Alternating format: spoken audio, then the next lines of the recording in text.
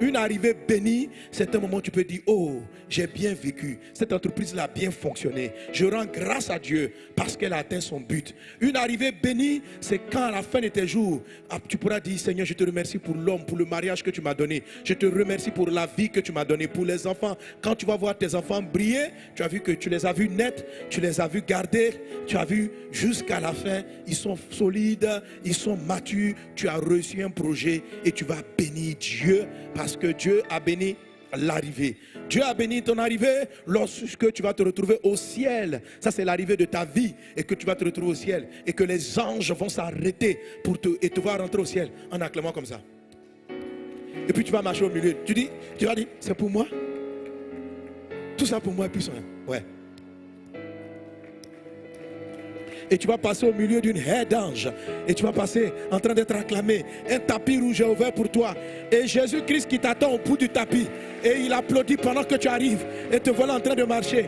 Et pendant que tu passes, non seulement les anges, mais tous ceux qui t'ont dévancé, qui ont bénéficié de ta vie, les âmes que tu auras gagnées seront dans la foule, en train de t'accueillir pour dire, si tu ne m'avais pas parlé, je ne serais pas là. Si tu ne m'avais pas parlé de Jésus, je ne serais pas là. Aujourd'hui, je suis au paradis à cause de toi. Et tu marcheras comme ça et tu verras. Tu auras les larmes aux yeux, en train d'aller vers Jésus. Et le ciel va s'apprêter à t'accueillir. Ça s'appelle une arrivée béni. Et tout le monde, dont nous ici, toi qui m'entends, tu dois rentrer dans cette arrivée bénie. Oh, à quoi ça sert d'avoir gagné tous ces immeubles, d'avoir construit, tu arrives au ciel, puis on te jette en enfer. Parce que toute ta vie, tu as bâti des immeubles avec le sang, avec la destruction de tes employés, avec la méchanceté, avec la haine. Tu as travaillé, tu as prospéré, mais à quoi te sert ta prospérité? Tout le monde meurt. Tu as remarqué la plupart des immeubles d'Abidjan, regarde les grands quartiers, tous ceux qui ont construit un quartier comme le Plateau, la plupart de ces gens qui ont fait, ils sont plus de ce monde. Ils sont plus de ce monde.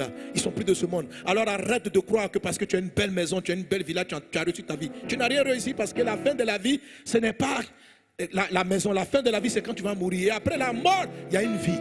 Après la mort, il y a une rencontre. Après la mort, on voit Dieu. Après la mort, tu rendras compte de la façon dont tu as fait chaque chose dans ta vie. Une chose est de se marier, d'avoir un foyer qui paraît bien. Mais comment est-ce que tu as vécu dans ce foyer? En train de maltraiter cette femme, en train d'abandonner tes enfants. Tu as 5 enfants, il y a 3 qui sont dehors, tu ne payes pas leur école. Et tu passes ton argent à donner cela aux maîtresses. Quel type d'arrivée tu veux avoir? Tes enfants seront là au ciel en train de vouloir te lancer des pierres parce que tu étais un papa indigne. Un papa qui sait commencer les enfants, mais qui ne sait pas les garder jusqu'à la fin. Répands-toi, change de vie. Jésus te tend la main et commence à avoir une vie sérieuse et une vie responsable. Parce que la vie que tu as, tu vas rendre compte pour elle. Il faut savoir, ne crois pas que tu es éternel. Arrête de te tromper toi-même. Tu vis comme si tu n'as pas mouru. Tu vas mourir un jour. Et le Dieu qui a fait le ciel et la terre, tu vas le rencontrer. Vous pensez que c'est parce que vous ne voulez pas croire que Dieu existe, que Dieu va disparaître pour autant? Vous allez le voir. Tu dis en face, tu vas le voir.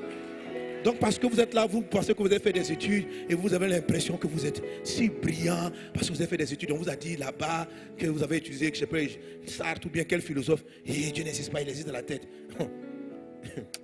Donc, tu dis que vous croyez que parce que vos philosophies ont fini d'admettre qu'il a disparu, que Dieu n'existe pas, il va disparaître pour vous faire plaisir. Donc, quand vous allez arriver, il va arriver ce que votre philosophe a voulu. Il va arriver la vérité. La vérité, c'est que ce monde n'est pas le produit d'un hasard. La vérité, c'est que le monde est tellement parfait que il ne peut pas être le fruit d'une imagination, d'un accident. Il y a bel et bien un créateur. Et que vous lui pensiez ou pas, il existe. Que tu y penses ou pas, je ne pense pas, en ce moment-là, je ne pense même pas à quelqu'un qui est dans un pays éloigné. Mais n'empêche qu'il existe, il continue de vivre. En ce moment, je me tiens à des gens qui vivent en Afghanistan, il y a des enfants qui naissent, la vie continue. Peu importe que j'en sois conscient ou pas. Le fait que tu sois conscient d'une chose ne change rien à l'histoire. Dieu est grand, Dieu est vivant, Dieu existe. Et tu vas lui rendre compte. Quand tu vis ta vie, sois conscient qu'un jour tu rendras compte pour ce que tu fais.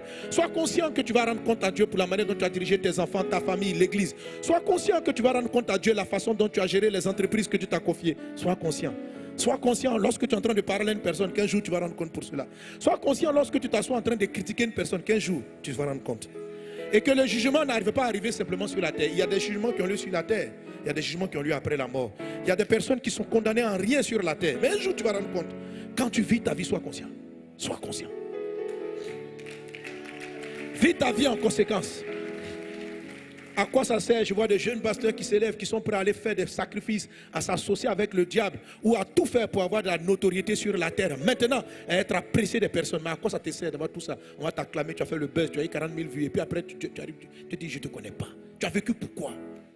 On va t'oublier. D'ici 20 ans, ton histoire est finie. Et tu as eu juste la petite gloire de ce moment-là où les gens chantaient ton nom. Mais là, on a chanté trop de noms sur la terre. La terre, là, elle existe depuis des milliers d'années. Mais après la mort, il y a l'éternité. Il y a l'éternité. Il faut penser à ça quand tu vis. Il faut penser à ça. Et il faut organiser ta vie en conséquence. Et c'est ce phénomène-là qu'oublient les chrétiens qui font que leur bénédiction 4 a un problème. Parce qu'ils oublient l'arrivée. Ils pensent seulement au départ. Ils pensent seulement à l'action du moment. Ils pensent seulement à réussir maintenant. Mais à quel prix tu réussis? Tu fais quoi pour avoir l'argent? Tu fais quoi? Qu'est-ce que tu sacrifies? Qui tu détruis? Alléluia.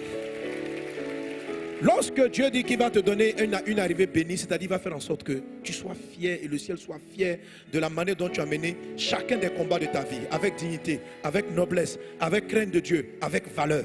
C'est plus important, mon frère, que d'avoir beaucoup de milliards. Au ciel, les milliards là, tu vas voir jusqu'à tu vas pas savoir ce que tu vas en faire. Et tu vas régner sur la terre. C'est ce que le Dieu qui a fait le ciel et la terre a prévu. Amen. Vous avez été édifié par cet enseignement et vous voulez en écouter d'autres du pasteur Mohamed Sanogo? Abonnez-vous à ses pages Facebook, YouTube, Twitter et Instagram.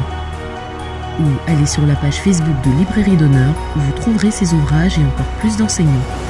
Que Dieu vous bénisse.